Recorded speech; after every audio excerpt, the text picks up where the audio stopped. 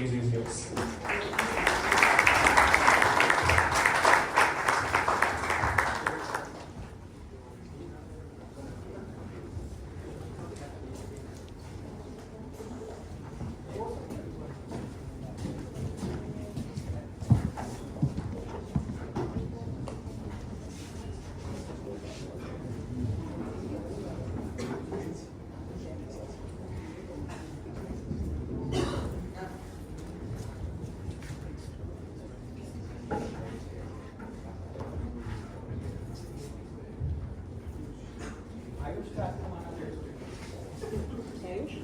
माना पड़ेगा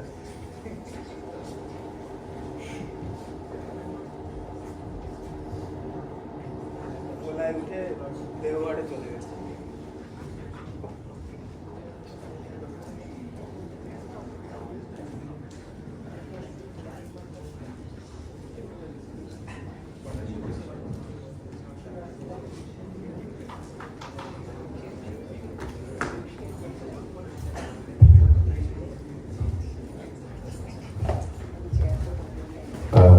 Hello everyone, I'm Abheesht, a research scientist at Amazon, and I feel really privileged today to be here in front of such esteemed speakers and students and professionals from Kolkata and around India.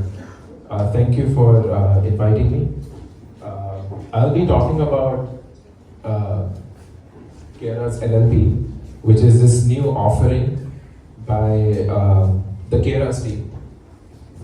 And specifically, I'll be talking about how you can hack your Keras NLP model and fine-tune your LLM in an efficient way.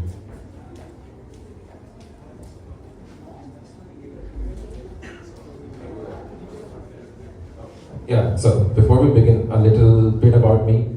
I'm a research scientist at Amazon Ads. So Amazon Ads is this big organization inside of Amazon, and basically there is this small team I work in, which is traffic quality, or also known as the ad bot detection team. And what we have to do is there are all these ads on the Amazon website, right, and the Amazon app, and for every click anyone makes, any user makes, the advertiser has to pay Amazon. And so what bad actors or competitors do, they make these fraudulent clicks on these ads so that the advertiser has to pay more money.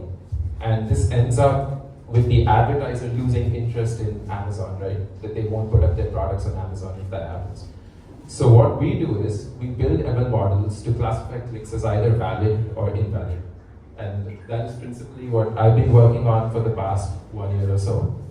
In my free time, I contribute to Keras NLP, which is a relatively new library. I think people started working on it at Google around 1.5 to 2 years ago, and I started contributing around the same time. And the library was barren, like there was nothing in the library. You just had a transformer encoder there to start off with, and probably just a word piece tokenizer.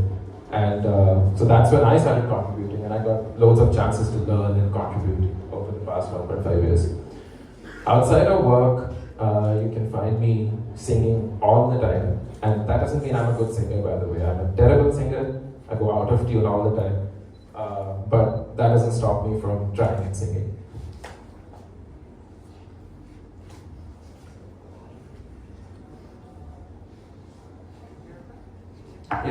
So I'll just briefly go over what we'll talk about today. I'll give you a brief intro on Keras NLP. Then I'll give you a refresher on attention and transformers. I know many people here might have gone through countless refreshers on that, but I think it's necessary before I start talking about LoRa, which is this parameter efficient fine-tuning method. So as I said, Keras NLP is Keras' native NLP offering, and it follows the exact same principles as Keras does.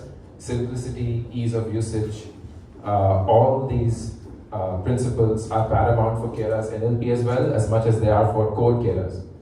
And so that is what Keras NLP, these are the defining principles basically. And so the idea is a bit different from existing NLP libraries. Here, the library is built in a very modular way where you have these reusable layers. So for example, the attention layer is reusable, the transformer encoder layer is reusable, right?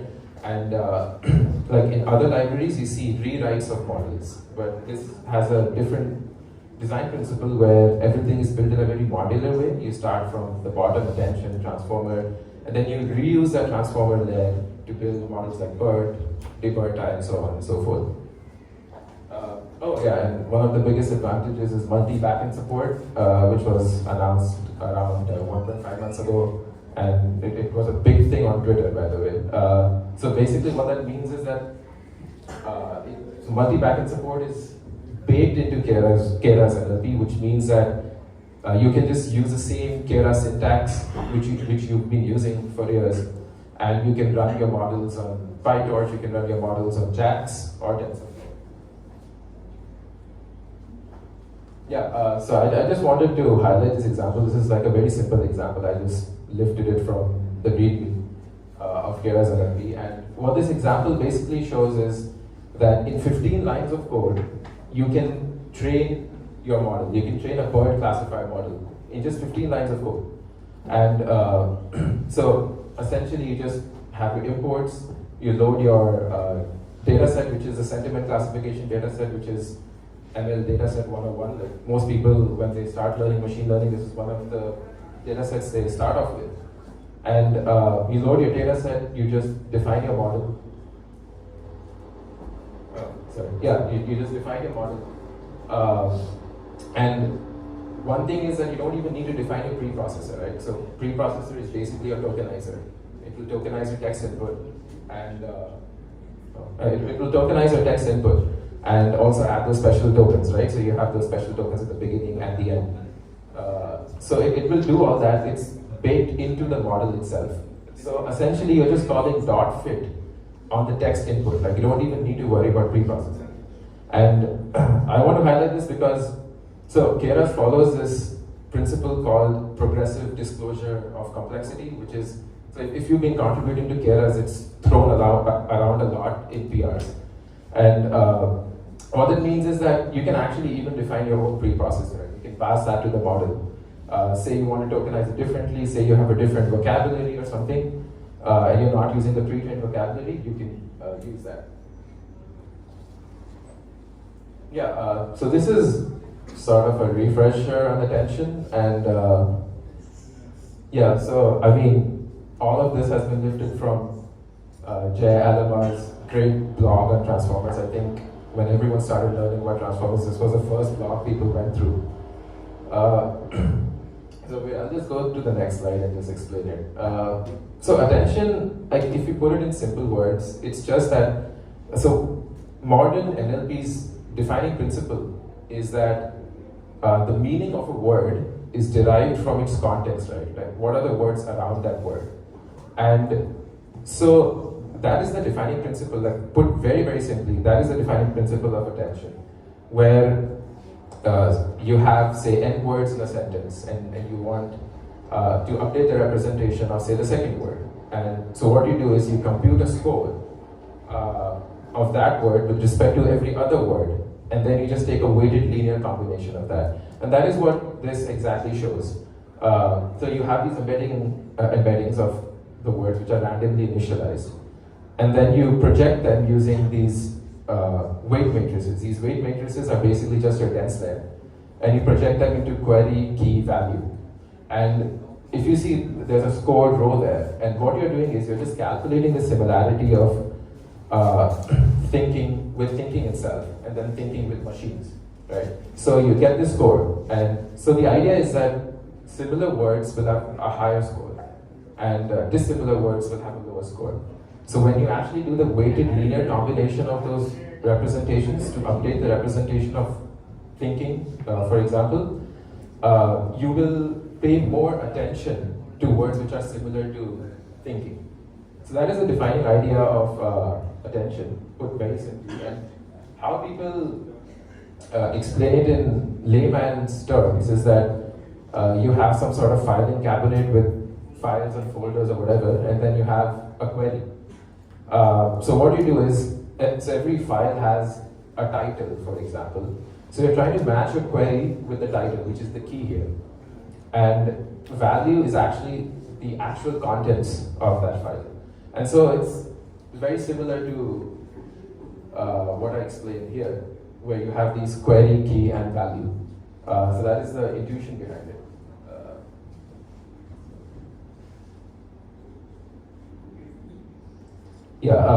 So transformer model is basically just, you're just putting, you're just stacking decoder blocks on top of each other, right? And every decoder block will have self-attention, which we just talked about. And it will have a bunch of layer norms, it will have feed-forward neural network, and so on. But the most important part is the self-attention part, which we just discussed. Oh yeah, so I just wanted to show a demo on how you can fine-tune GPT-2 on the next token prediction task. So I have a collab here. I hope you guys can see.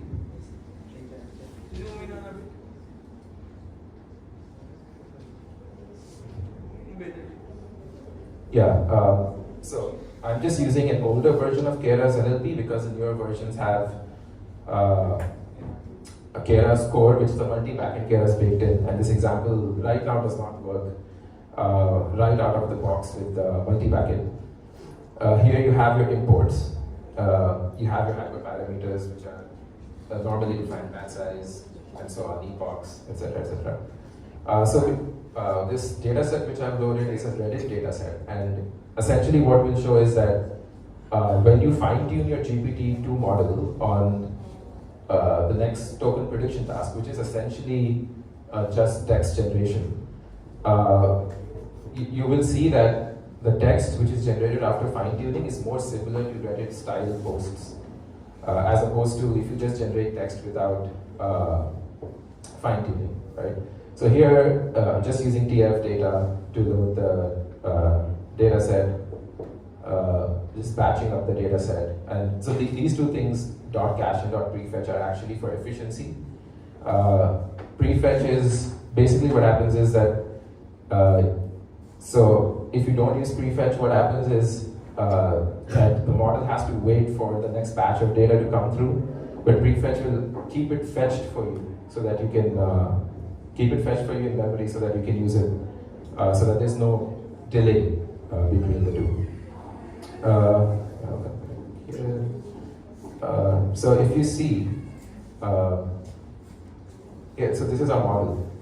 And this is what I was talking about earlier. I was talking about bird classifier earlier, right? And I said that the preprocessor is baked in. But here what we want to do is, we actually want to use a shorter length preprocessor instead of the full length preprocessor, which is why we defined a preprocessor separately and passed that to the model, right? So here I've generated some text, and this is the text you get without fine-tuning, right? And so the way we generate text is that, so there's this generate API in Keras NLP, which I forgot to talk about. But there's this generate API, which is actually very similar to what Hugging Face has, in fact. So you just call model.generate. And so here, what I've done is I've not passed any sampler. So you have different sampler methods. You have greedy, beam search, you have all these different sampler methods. But here we're just going with the default one, which is greedy search. So this is the text you get, and yeah. So if you see, it's not very, so it's not in the style of Reddit. Again, I'll show you what the Reddit style looks like. I'll just, yeah, so basically, before we fine-tune, we define our optimizer loss. This is similar to what you do in Keras. Nothing is different from how people have been using Keras. You have your optimizer, which is an Atom W optimizer, right? And your loss is just cross entropy because you're predicting the next token. So there's cross entropy on that.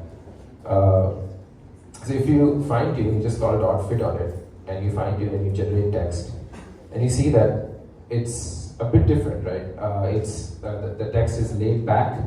It's more casual than what the original text was, which means that, and it necessarily does not make sense, and that's because we probably just traded for one epoch. But you can already see the style change, right? You can see that it's more casual. And it has conversations in the text and so on. So this is how you basically fine-tune GPT-2 with Keras NLP. So now the question comes, if it's so easy to fine-tune, why do we even talk about efficient fine-tuning methods, right? Why even go there? And that's because if you see this chart here, LLMs are growing in size. I mean, there's been a downward trend recently with the new models which have come out, but over time, if you see, they are increasing in size. You have huge models nowadays, and you can't possibly fine-tune the whole model. So what do you do? So what people did is they try to find these efficient fine-tuning methods. And so the thing is that what people do, initially what people did is they froze a few layers, they made a few layers non-trainable and just trained the last few layers and stuff, right? But that does hurt performance. So people resorted to more other clever ways of doing this, and one of them is what we're going to talk about today, which is LoRa. So instead of fine-tuning the whole model, we'll add some weights, and we'll fine-tune only those particular weights. So yeah, this is LoRa. So this is so I mean, I'll just explain from the equation itself actually. So this is the normal equation of your feed-forward layer, right? Wx plus B, where W is your weight matrix and B is your bias term, right? So what these guys did is they basically added this extra term, which is BAX, and this BAX is actually shown as two weight matrices there. A, which is of shape, so the original weight matrix, which is W, is of shape D cross D, whereas something like A will be D cross R and B will be R cross D. So what they're doing is, so this is actually like super popular in machine learning from the beginning of time, right? Like you've heard of autoencoders where you're trying to compress it, and you're trying to compress, so in autoencoders that's what happens, right? So you have some features, you try to compress it, and then you try to recover the initial feature set, right? So that compressed embedding which you get is what people use for downstream tasks, right? So this is actually sort of inspired from there, where they say that you don't need all the dimensions. You do not need all the dimensions which are present in the original weight matrix. You can actually just compress it to a lower dimension and still get similar performance. So this is what they do, and essentially what they're doing is, if you want to know, like if in one line you want to say what LoRa is doing, it's just basically adding this extra term there, and so instead of just Wx plus B, it's just doing Wx plus B plus Bax, and it's just projecting to a lower dimension in order to reduce trainable parameters. So how LoRa works is that you freeze the original LLM. So this thing which you see, this W, this weight matrix, actually belongs to the query and key weight matrices which we were talking about earlier, right? We saw WQ and WK. And so this LoRa thing is actually added on top of the query and key weight matrices.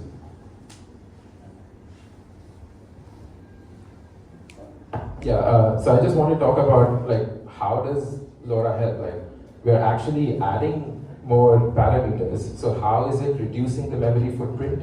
How is it resulting in faster training? You're actually adding more parameters. And so the key here is that you're adding more parameters, but you're overall reducing the number of trainable parameters, right? Because you're freezing the entire LLM and you're just training those extra LoRa layers which are there. So this is just some calculation which I did. So if in your weight matrix, which you just saw this, if D is 768, which it generally is in your base models, and rank is 4, so rank is the dimension you project to, the intermediate dimension there, you see that the parameters have reduced greatly, right? So the number of trainable parameters in W will be around 6 lakhs, right? But if you actually calculate the number of parameters in those two layers, LoRa layers, they've actually reduced around 6,000, which is a huge drop, right? You've gone from 6 lakh to 6K trainable parameters, and you've frozen the entire LLM. So you just have these trainable parameters now, you don't have anything else. And so that's what I want to talk about. This is counterintuitive because we are adding more parameters, but we are actually reducing the number of trainable parameters. And we are also reducing the GPU memory footprint. And again, that's counterintuitive because you're actually adding more parameters. So the model should take up more space, right? More GPU memory. But essentially what happens is that your memory is split into 4 parts. There's your model memory, which is just the memory your model is taking. If you see this diagram here, or whatever this is, you have, this is vanilla GPT-2, which is your normal GPT model. And then you have LoRa GPT-2, which does the addition of LoRa layers, right? If you see the model memory, which LoRa GPT-2 takes, slightly more than what vanilla GPT-2 takes, right? And that makes sense, because you're adding those extra LoRa layers, right? But if you think about the backward pass memory, so what happens is that the gradients are stored, right? Before you update your weights, the gradients are stored. So gradients are only stored for the trainable parameters, right? Because you're not even updating the frozen parameters. So if you see the backward pass memory reduces in LoRa, there's only one green box there instead of 4 green boxes, right? The optimizer memory, which also depends on trainable parameters. So if you think of Adam, something like Adam, which has those moment terms, right? It has those moment terms. So it's actually twice, so if you're just talking about Adam, the memory it takes is actually twice the memory the gradients take up, right? So here also you save a lot of that, because in GPT-2 you'll have twice the memory of the gradients if you see those purple boxes, but here you won't. It will be much lesser than what you have in vanilla GPT-2. So all in all, you're saving memory even though you're adding more parameters, which is, so like initially when I read about LoRa, this is one place I struggled with, because I was wondering like why, like we're adding more parameters, how are we even saving memory? But this is the reason for that. It's because the memory is split into these 4 parts, and you save up a lot on the backward pass memory, the gradient memory basically, and the optimizer memory.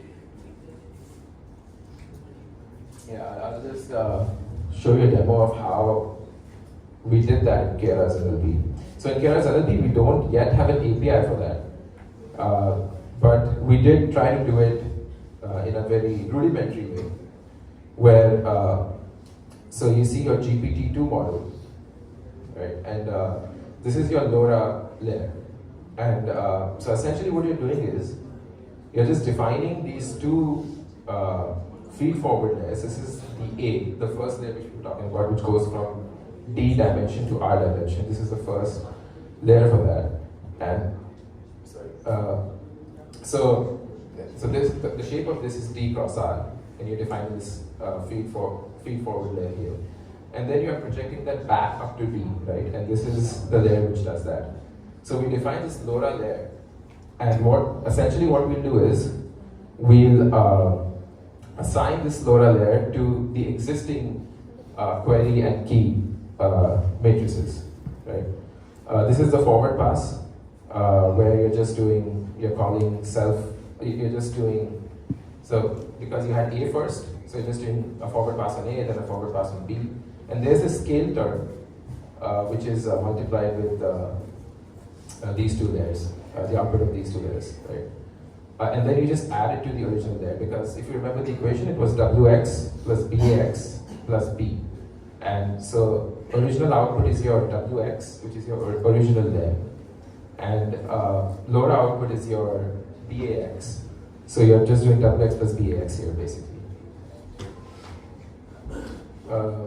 Yeah.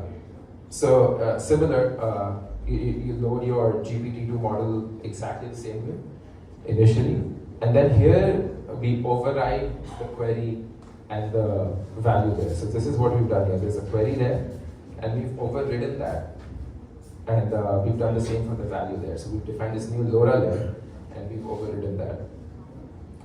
So that's what we're doing here. And I have a question. Yeah, sure, go on. Scroll up a bit. Yeah. In the call of the LoRa layer, the call method where you have defined the LoRa layer. Yeah. No, scroll up.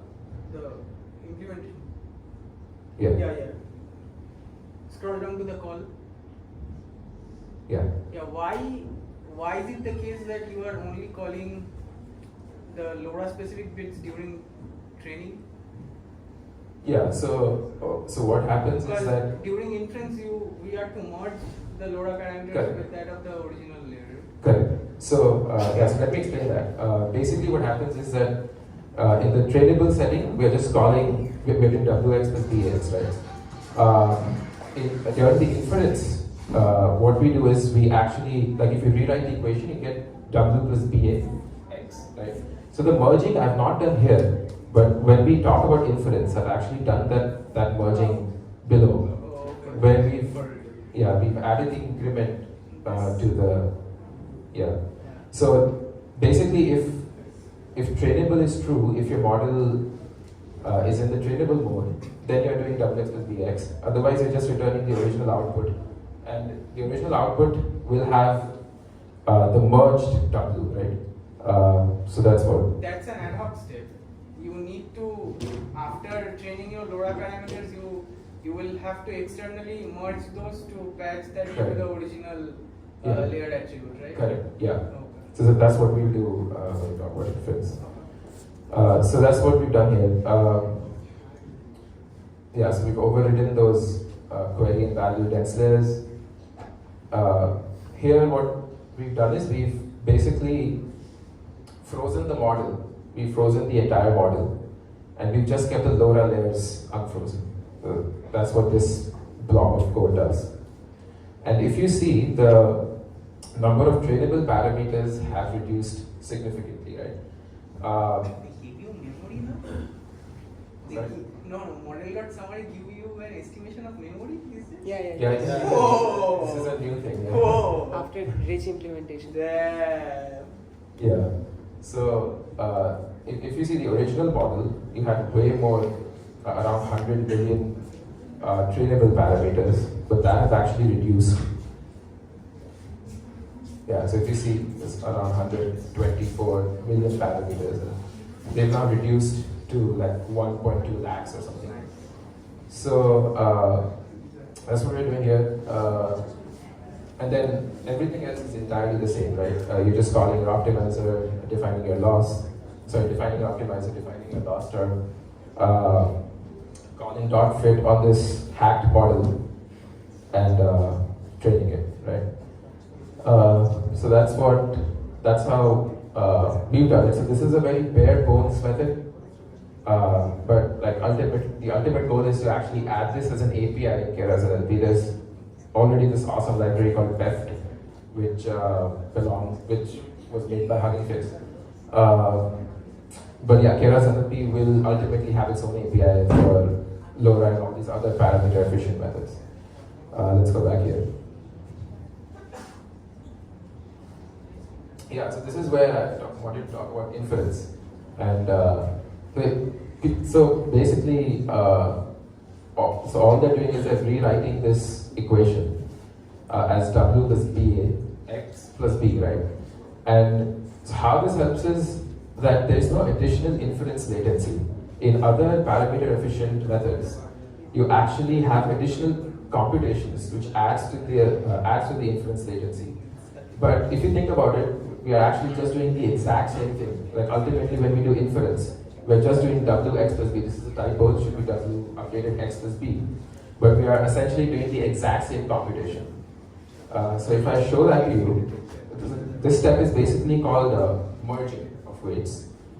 So this is where we've done that.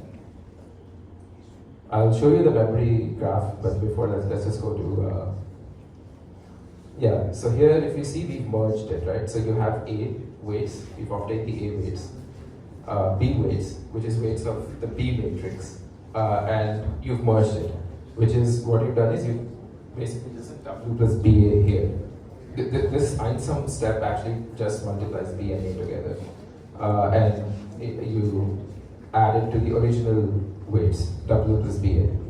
And so that's what we're doing for both query and value, and we are doing inference of that. So if you see the quality of the generated outputs, I'm sorry for the cuss word there, but actually it's actually proof of the fact that it's actually learning from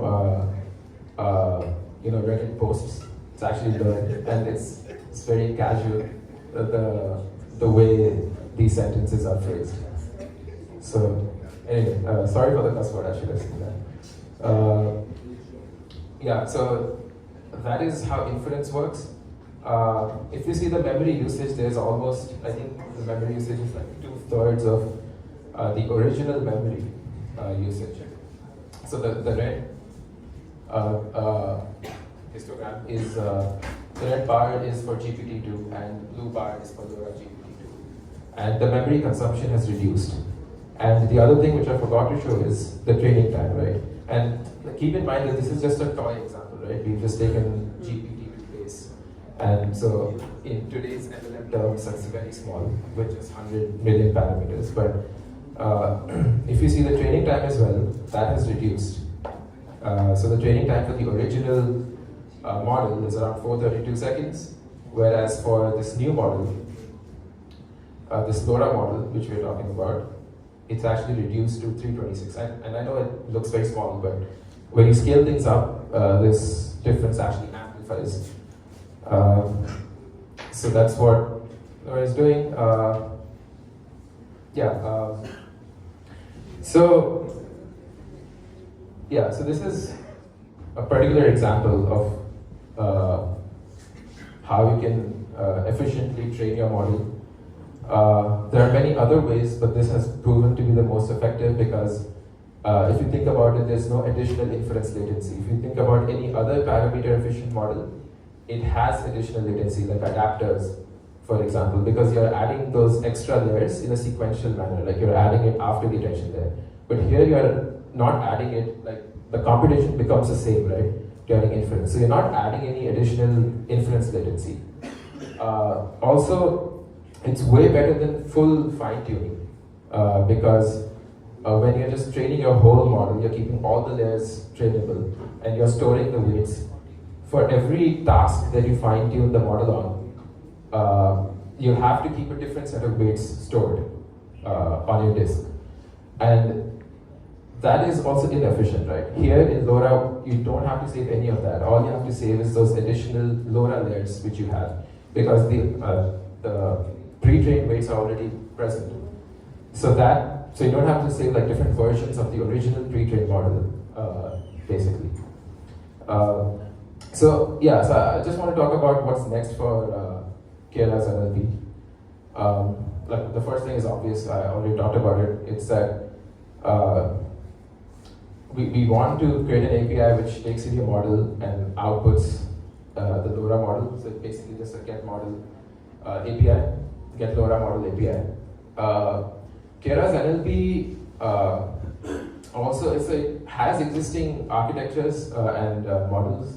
So it has those common early NLP models, BERT, and I mean it's weird to call it early because it's just 2018, but that's how fast the field has progressed. But it has all those basic models, BERT, TFUG, BERTA, and so on. But now we want to move on and add these more interesting models, which are Whisper. Whisper is your speech-to-text model. You can transcribe any audio. Llama V2, which just came out recently and which competes with GPT 3.5. And it's an open source model by Meta.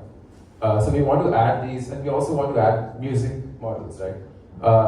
So we're trying to expand that. We're trying to expand the model suite, basically.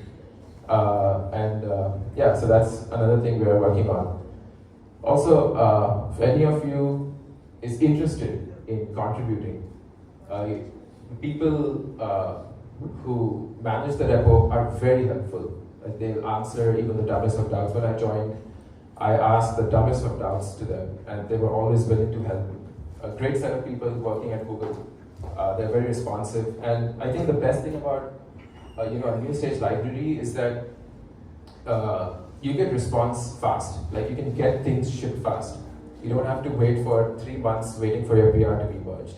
It will get merged, and if you are passionate enough, you'll get it merged in a month. So that is very exciting and encouraging. It encouraged me no end, because I remember my first PR was a metrics PR, just adding something like root score or blue score to the repo, and it was merged within 2-3 weeks. And it was my first PR, so that encouraged me to keep contributing because the people there are so helpful. So if you guys are interested,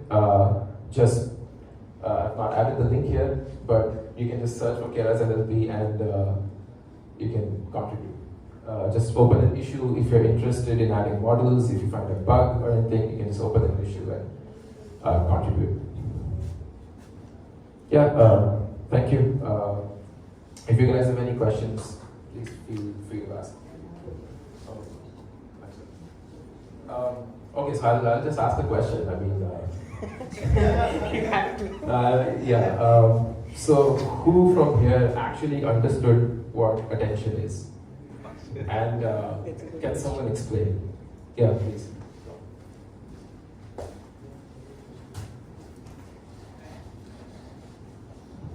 So, yeah, attention is a part of that embedding process. If I take a word, me bad boy. So the me, M-E, it will just take in a matrix, in a box, like a Unix box, just me, M-E, that kind of it will place over there. And we just, how we reach the value that it's me, M and E. So we reach that value with 3 queries, query, value and key. So query has the condition, I say, and the value of that query, the key contains the value of that key. So I just take the query and find the value and match it. And the more it matches, it gives me more accuracy. It is the word. So that's how we used attention over there. And there are 2 attention uses, just say. First is attention, multi-area attention, and the same multi-area attention over there. And the main thing is the transformer model, whatever you say. There's a 3, I guess, so I remember there are 3 multi-area attention there over there. One is in 6 encoder side and 2 is in 6 decoder side. So that's it. Yeah, so basically what you're talking about is that the decoder will have self-attention and cross-attention, right? That's the 2 types of attention you're talking about. Yeah, so one thing which was, so it's partially correct, I think you said that you basically match the query with the value. The dot product. Yeah, but you don't do that, you actually match query with the key. And and then you do the weighted linear combination. But but your concepts are correct, so you'll be getting a free wireless mouse from these guys.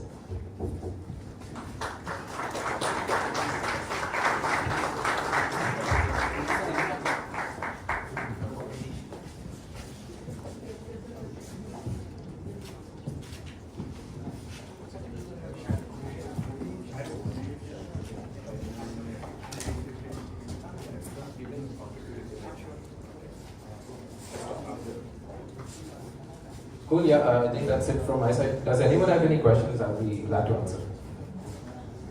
Yeah. I had one question regarding the. Could you?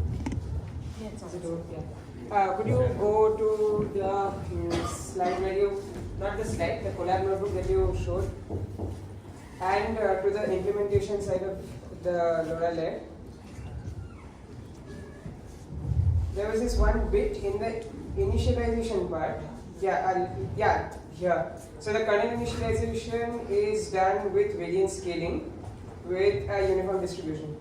And it said that it uses timing in initialization. I didn't understand why the scale of square root of 5 is done, is it due to the fact that it's going to go into a dense layer, which was what he mentioned in his paper?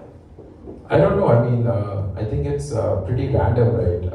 The initial parameters. Generally, what do you take for something like timing or hay initialization? I think you take 2, right? Right, yeah. Yeah. So I'm not sure why he's used 5.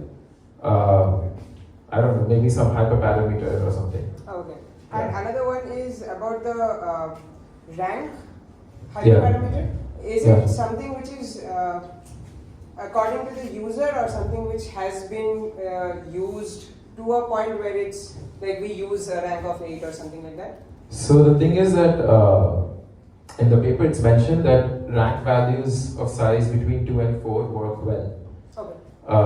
But yeah, I mean, one of the things they mentioned that obviously with increasing the rank, they do get better performance. Right. So again, it's a hyperparameter which you tune. But ultimately, in the paper, what they mentioned is values between 2 and 4 work sufficiently well, at least for the tasks they've tested on. So they've tested on classification, MNLI, and so on and so forth. So for those tasks, this value works well. I'm not sure of what values work practically, say, in the actual production models on real world data, but on the data sets which we have, the common data sets, these values work well between 2 and 4. Right. Thank you so much. And it was a great talk. Thanks. Thank you for asking a question. Any other questions? Yeah, I think there's a question there.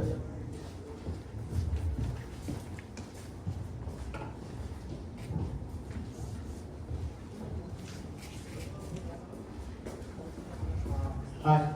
So my question is that so since we are using low rank matrix technique over here, so there should be a loss in detail in case of such fine tuning, right? So thereby we require more epochs in such scenarios, right? Yeah. And let's say for models like which are multimodal or like which has let's say we have GPT 3.5 turbo and we are fine tuning it because it's available right now to fine tune. So let's say we want to fine tune it, and since the language Bengali dataset over here trained is very less. The datasets trained on the model which is trained on the Bengali dataset is very less. Yeah. So in such scenarios, will there be a loss of accuracy? So there is definitely some loss in accuracy, even though the paper claims that there's no loss. Like in most of the examples they've run, they've actually got pretty much the accuracy they get with full fine tuning. But there's definitely a fall in accuracy. But actually the whole hypothesis of the paper is that updates to these weight matrices lie on a low intrinsic rank. So that's the whole hypothesis. So they claim that you're not actually losing out on anything. Like you should be able to recreate the performance you originally get. But of course, in practice, that doesn't always work. For the examples they've shown, the results which they've shown, it's worked out.